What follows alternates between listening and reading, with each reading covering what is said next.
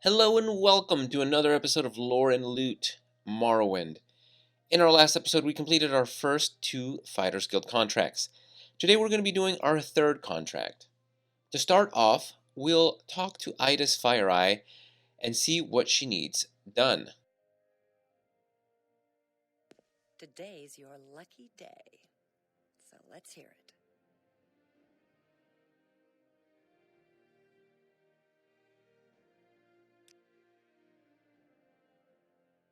So it looks like the Caldera Mining Company has hired us to deal with 4 Telvanni agents responsible for thefts and disappearances at the mines. She gives us the names of the 4 agents: Alanu Erlin, Sathasa Narothrin, Fothina Herothrin, and thankfully just plain old Alvaleg. Some of these names, man. Now, if we ask about the 4 individuals, Idas reveals something quite interesting. It appears all 4 of these Telvanni agents are either Thieves Guild or former Thieves Guild members. If we press her further, she tells us that, despite their connections with the Thieves Guild now, this is not a Thieves Guild job.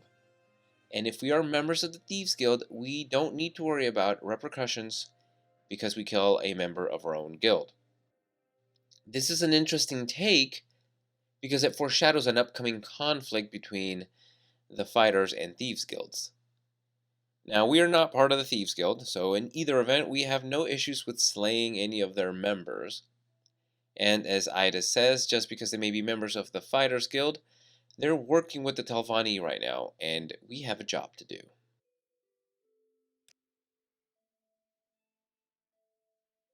Now, I can attest, having done this quest many times in my years of playing Morrowind, this can be a pretty tough early game quest. Before we set out, I definitely want to do a little bit of training in heavy armor and longblade. So we're going to head down to our old friends here and do some training. Now, one thing to note is that when you train, 2 in-game hours go by. This isn't super important, but you may want to keep it in mind just in case.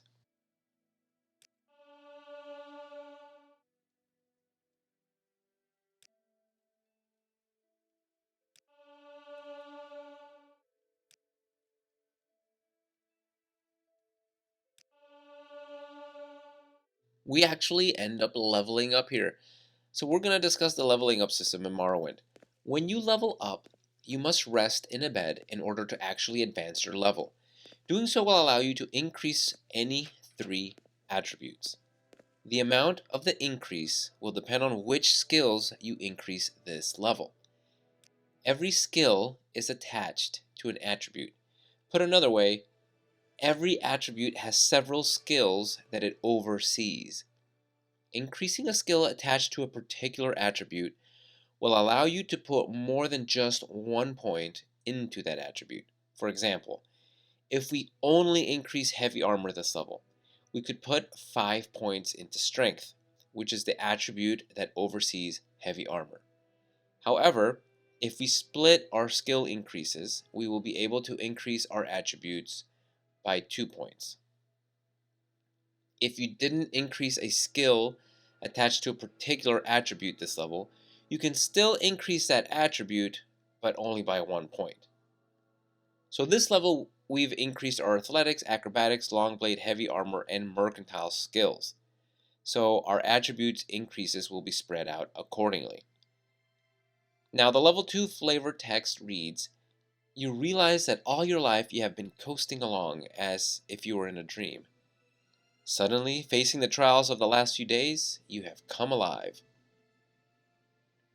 For this level, I'm going to increase strength for more melee damage, endurance for more health increase per level, and personality because speed is already my highest attribute.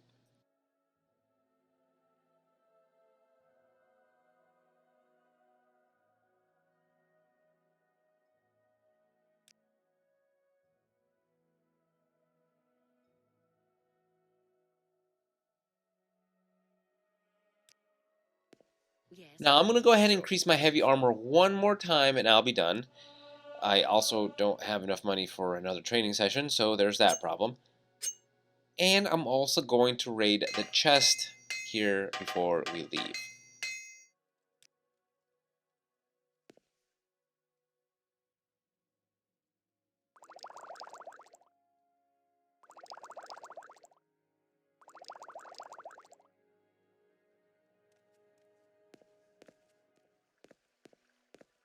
We're going to travel by foot to Caldera from Balmora. It's not a difficult trip and it's not too far. Now, we could take the Mages Guild transportation service, but that's boring. Plus, we miss out on this amazing sunrise, and I'm a little low on cash.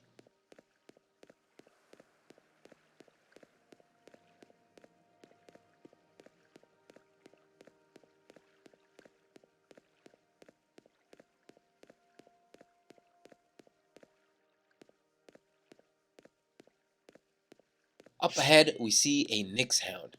The Nyx Hound isn't dangerous alone, but they often hunt in packs, and being surrounded by these weird insect-like predators can be bad news at low levels.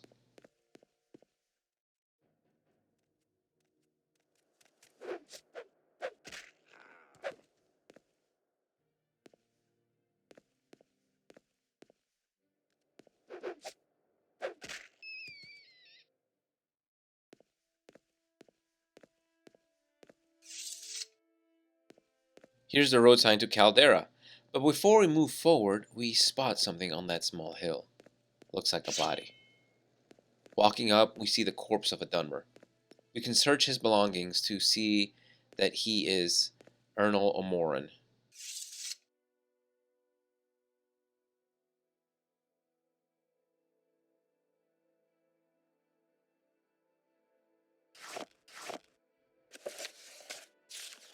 On his inventory, he has a skooma pipe labeled Sia's skooma pipe, as well as a note.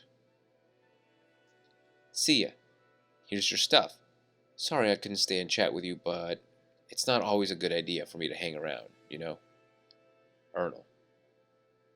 This starts the Unmarked quest, the corpse and the skooma pipe.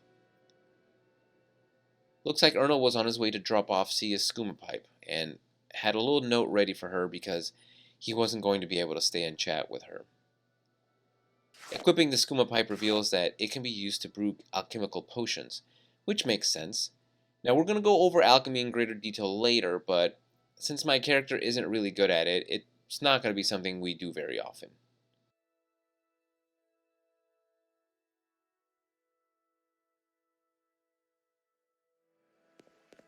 Sia lives in Balmora, so why don't we head back to Balmora really quickly and deliver the note and the skooma pipe. We find Sia's house on the western side of the river, the southernmost house on this row facing the water. Her front door is locked, as is her upper floor door, but we're less likely to be seen if we try the upper floor. Once inside, we can ask her about someone in particular. We tell her we found a note from Ernal. Once we tell her the bad news, she asks if Ernal had anything for her. He did. We can return her skooma pipe. Now she tries to play it off as if it wasn't hers, but you know what? We're not the town guard, and honestly, I don't care what you do in your personal time, so don't worry about it. As a thanks, she gives us 50 gold and 10 moon sugar. Gee, thanks. Guess we'll have to head to Reverse later and sell this to him. Alright, with that little side quest done, we can really head up to Caldera. Now, leading up to Caldera, we have to be careful. There are two bipedal creatures on the small ridge to the right. These animals are called Alit, and they are pretty tough for a low-level character. They have decent hit points, and their bites are actually venomous. So it's a good idea to be careful around them, especially if there are more than one. Now, once we reach Caldera, we're safe. If creatures attack us here, the guards will help us fight them. And now it's time for the grand tour of Caldera. Caldera is a Western-style town located in the West Gash region. It has roads connecting it to Balmora to the south and Alderune to the north. To the southwest, over some rough terrain, is a giant crater, which is the home of the Caldera Mining Company. To the east, over the mountains, is Foyada Mamea, the volcanic path we saw a few episodes ago. Now, this town was chartered by the Empire in order to mine the rich ebony deposits nearby. This has made Caldera a very wealthy town. Immediately by the south gate is Shank's Shovel, the local inn. Just north is Varick Gemain, the local trader.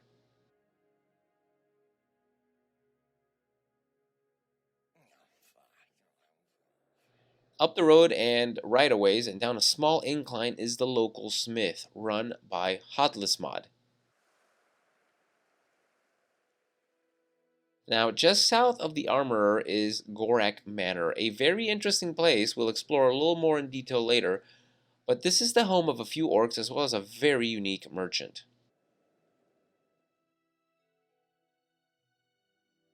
Around the corner from Varric Gemain is Ergola, the pawnbroker. Up the road is Falanarmo, the clothier, and just next to that is the local Mages Guild Hall. Now, we already know about the local Blades agent here, Serene Leoriane. She lives right next to the steps up to the Governor's Hall. The Governor's Hall is this fortress-looking building which basically looms over the town. It is from here that the people in charge of the Caldera Mining Company run the mining operations. Now, the town is surrounded by walls, and there are two guard gates at the southern and northern entrances to the town. Ergola sells a few really interesting items. We'll check those out later. Caldera is actually home to a lot of quests. Unfortunately, none of them, other than the one we're on, involve the Fighters Guild. But if you're in some of the other factions, you may be coming to Caldera quite often. Alright, now let's get down and dirty and actually explore Caldera properly. Now, there's actually quite a lot of loot to be had from the guard towers, including almost a full set of steel armor. Steel armor is quite the upgrade from iron, and we're going to go ahead and take it.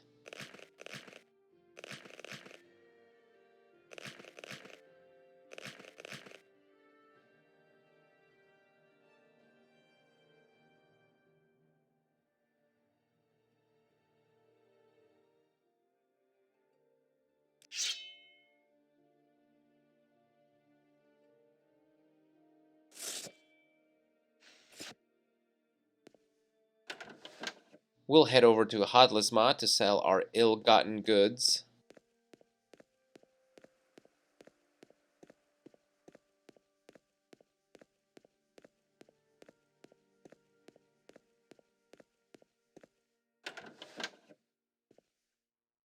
As with everyone, he tries to rip us off, but we'll haggle with him a bit and get a better deal. Now we're off to explore Gorac Manor. We see a really large house here full of orcs. The inside is not very clean, and you can tell these orcs are not much for upkeep.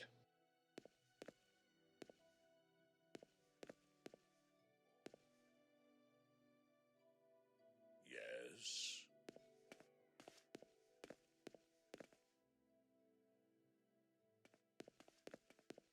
Upstairs, we see a strange creature. This is a scamp.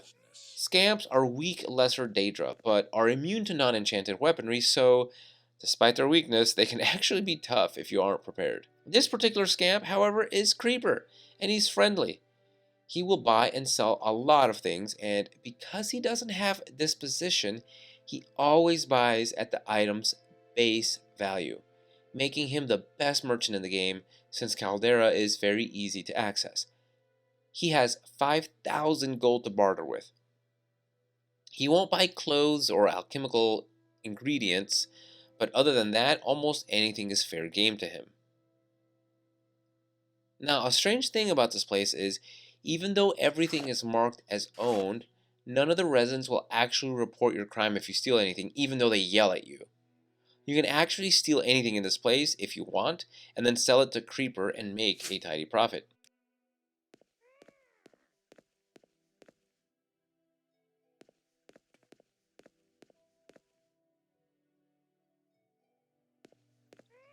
Now, aside from Creeper, the only other person of note here is an orc upstairs named Duma Grolag, who is important for a Daedric quest later in the game. However, of note is a crate right next to Duma Grolag with a few pieces of orcish armor. Orcish armor is among the best medium armor you can acquire in the game, and it's actually really valuable as well. So you could take it and sell it, or wear it if you're a medium armor wearer. I'm not going to wear it, and I don't want to steal from these orcs right now, so I'm going to pass on it for right now.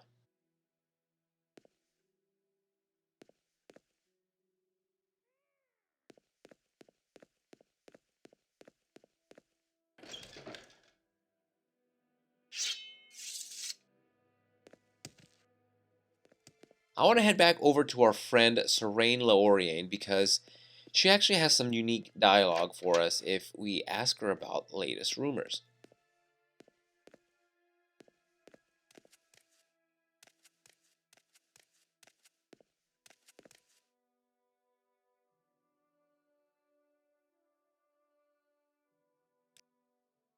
She tells us that her job here is to keep an eye on the Caldera Mining Company, because the Blades believe that some of the members of the company are stealing ebony, skimming off the top, or both.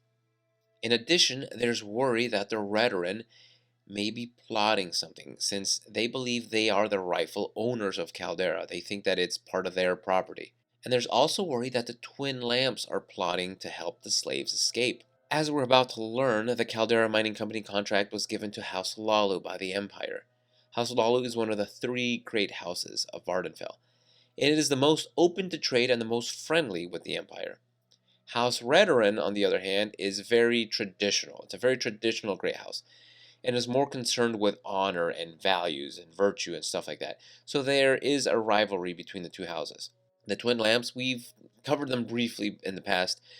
They're an anti slavery group that is very secretive, but if you free enough slaves, they may contact you. Now, if we head into the Governor's Hall, we meet Cunius Pelelius, and we learn that he is the principal and charter holder of the Caldera Mining Company. As you can imagine, this makes him a very wealthy individual. Now, as we already know, the company is chartered by the Empire to extract ebony from the nearby mines. This is what Cunius tells us.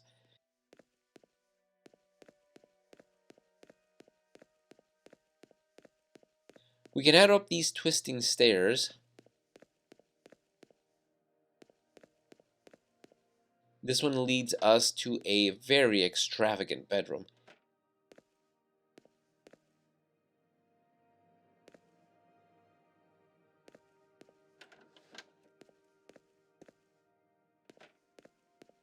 And in this other room, we meet Ordal Helvi. This is another House Lalo member who keeps the mines running smoothly, and clearly he's also doing very well for himself.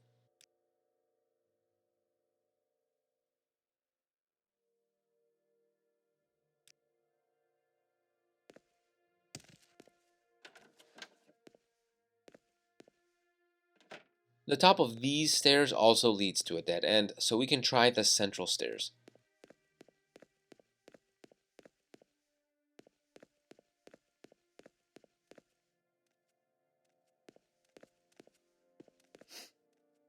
These lead to a bunch of crates.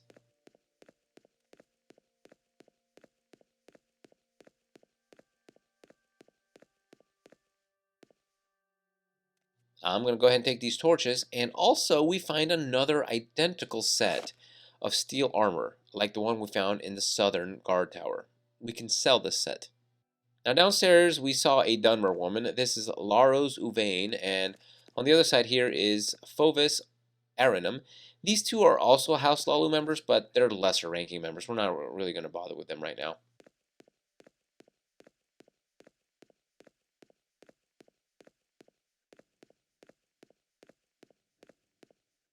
Finally, we can go up these last set of stairs and meet the only non-Lalu member in the Governor's Hall, the orc Alumba Gro Boglar. He's a member of the Imperial cult. This is what the Nine Divines are called in Morrowind, since they're not the main religion here, the Imperial cult.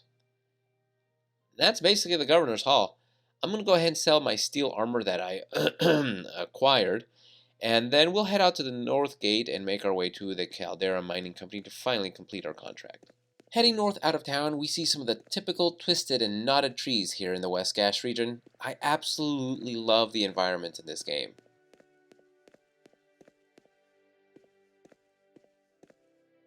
To our right, we see a cliff racer, cursed be their name.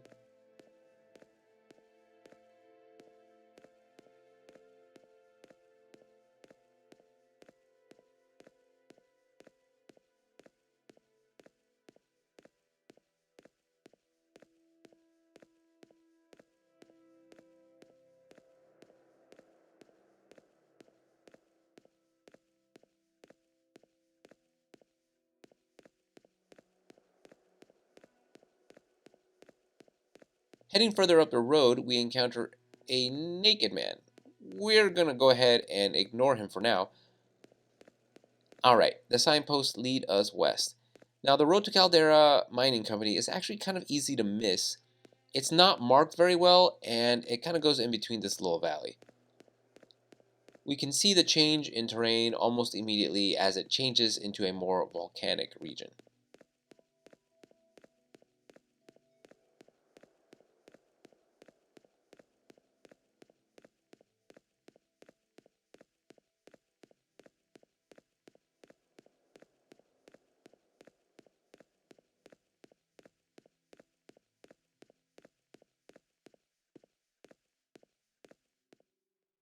Now, before we explore the mine, let's talk to this Bosmer. What's he doing here?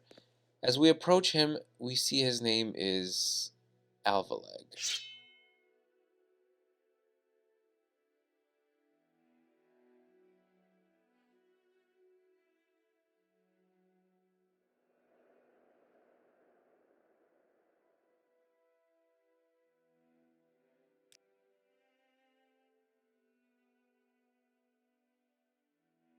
Do you know anything about Telvanni agents? Now you're going to get it. Ruh-roh. Now, Alvaleg isn't too hard to kill. He'll try to keep his distance because he's an archer, but if you corner him, you've basically won. Oh, this is too easy.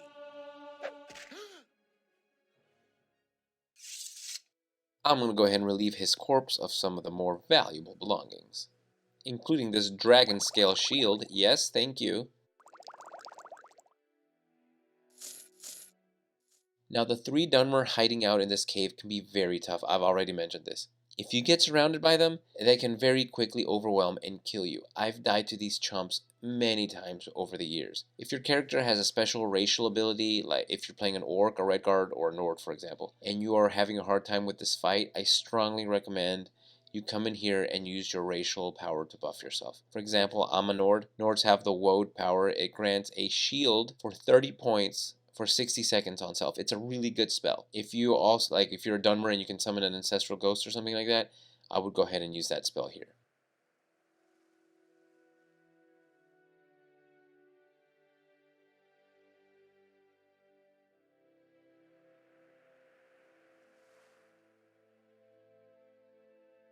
Now, all that being said, I actually had a really easy time with them this time, but believe me, they can be very hard.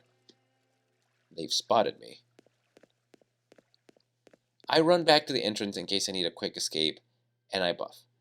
Now, thankfully, they all came at me one at a time, so I was able to kill them individually, and did not face them all at once, which is when they can turn into this really nasty, tough battle. Stupid!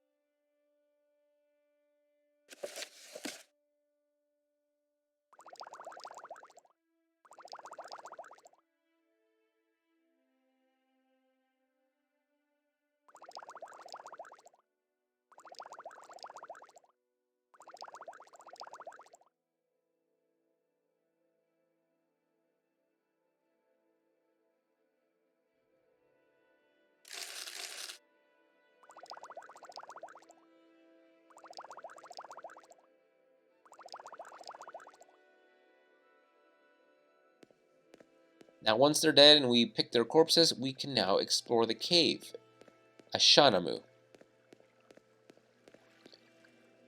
On the left side here, we have some crates and barrels with typical loot.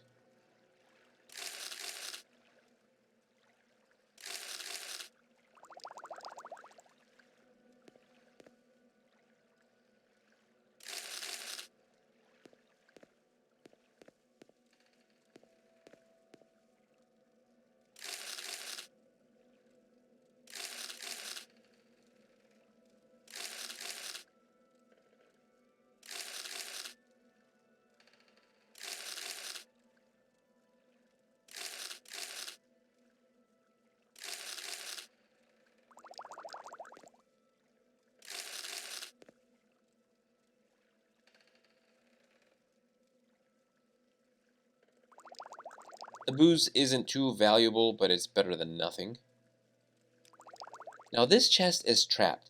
Morrowind has locks and traps. Locks come in different levels, from 1 to 100. With the higher the number, the more difficult the lock.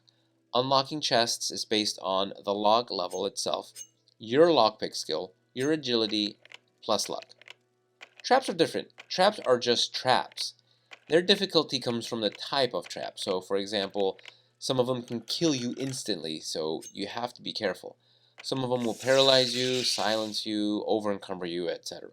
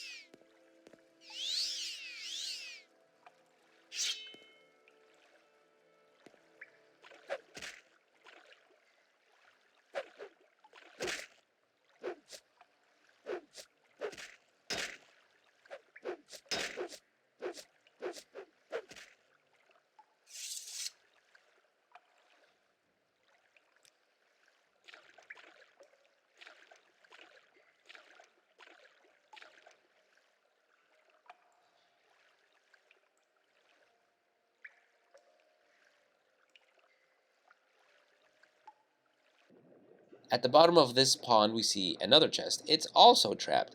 Now, I don't have any probes with me, so I just have to take whatever spell is protecting this chest and just eat it. This time it hit me with a Drain Fatigue spell. Not the worst thing in the world, so I'm just going to go ahead and drink a Potion of Restore Fatigue and be on my way. This one drains it for 10 points, and eventually it'll go away.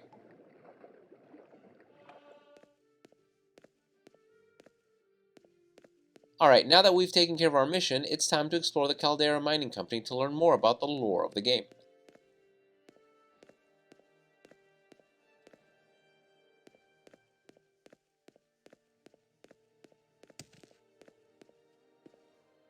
Entering the first building here, the offices, we meet Stelenia's Vibato. Now this is quite an odd name for a Dunmer. It has more of an Imperial ring than a Dunmer one. Although he tells us he's just a miner, he's actually the head miner here.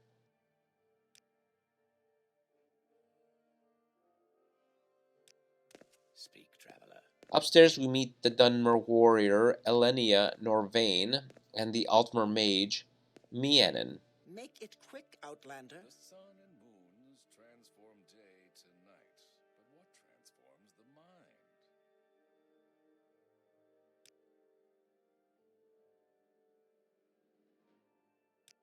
Now I assume these guys are mercenaries and they're hired to protect mine. I suppose Elenea here is trying to probably the help head of those security. less fortunate than myself.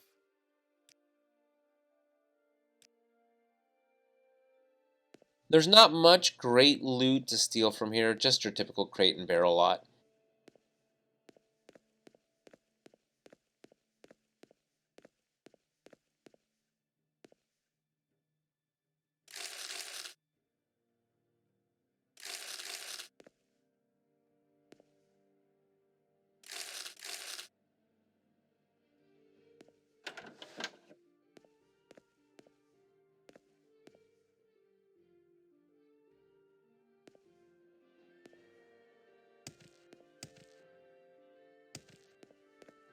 Exiting the office, we can head down to the bunkhouse. This is where the miners live and sleep.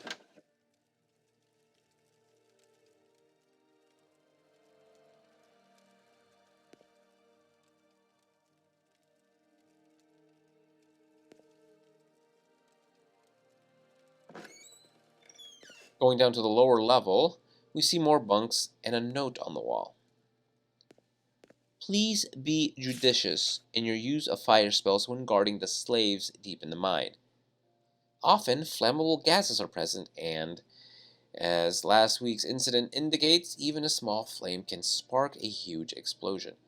We don't know if Cassina will ever get that patch of fur back. Stelenius. Well, that's really unfortunate for poor Cassina. We can exit the bunkhouse here and we see two small shacks. This is Slave Shack 1. Here we meet Cassina, and although her name is spelled differently here than in the note, I think it's safe to assume that's the same person. Note to the slaves is found on the crate here. Damage to company property will not be tolerated. If any further scratch marks are found on the bedposts, all miners will be given double shifts for the rest of the month. No talking after sundown, no talking during feedings, no talking before sunrise. Always obey the guards and mages promptly and without question. Oof. Now in Shack 2, we can find a note to Enora. As punishment for last night's incident, you have been assigned to the mine's deep scouting position for all next week. I hope this will help you remember to always cover up after you are finished outside from now on. Eleneox. Eleneox.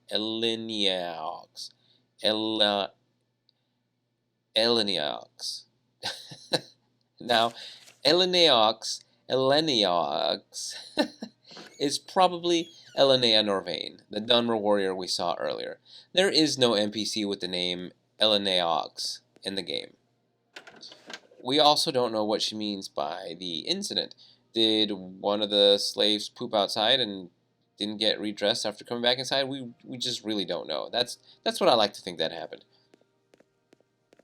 Finally, we can explore the guard tower between the two shacks. At the top of the stairs, we find another note. To all on-duty guards. Keep an eye trained on the Argonian called Goldheart at all times. He has been increasingly combative and resistant to authority lately, especially when in the presence of the Argonian females, Helenea. Now, we don't actually find Goldheart anywhere in the mine, so maybe he got reassigned or sold or something.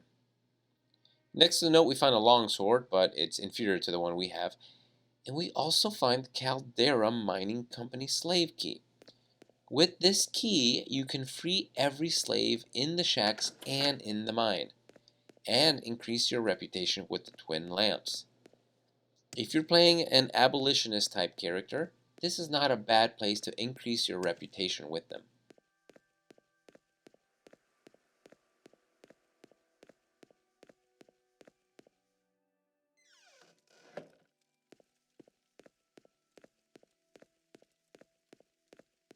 Now we can head inside the mine itself.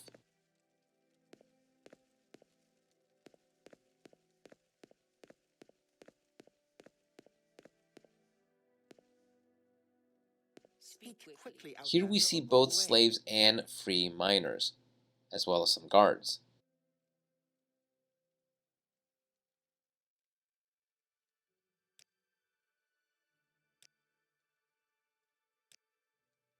Miners can actually make a really good living mining ebony, although it is hard work.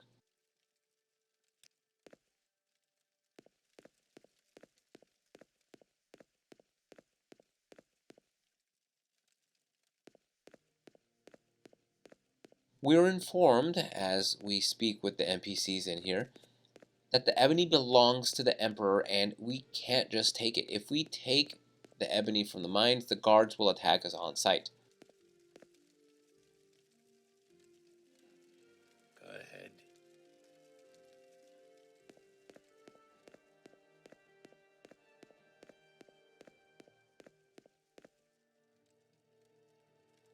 Why do you approach?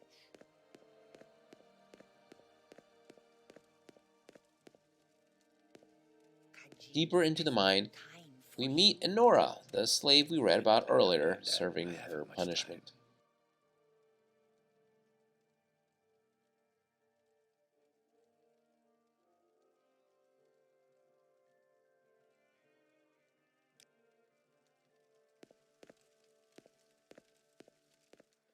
Now, there are quite a few quests involving the Caldera Mines. Aside from freeing the slaves here, there are a few quests involving the shutting down of the mines for House Redoran, if you join them. You are tasked to discover evidence of corruption in the mining operation, and then to shut down the mines for good, either by killing some of the higher ranking members or causing a slave revolt. So it turns out that Serene Leorian and the Blades are right to be concerned about corruption in the company. There are a few members of the company that are indeed lining their pockets with extra coin. It turns out she's also right to fear House Redder, and House Redder is getting involved in shutting down the mines. And that's the story of the Caldera Mining Company. We've taken care of the Telvanni agents, gotten a tour of Caldera, met Creeper the friendly scamp, and explored the Caldera mines, as well as returning young Sia's skooma pipe to her. A very productive day, if I do say so myself.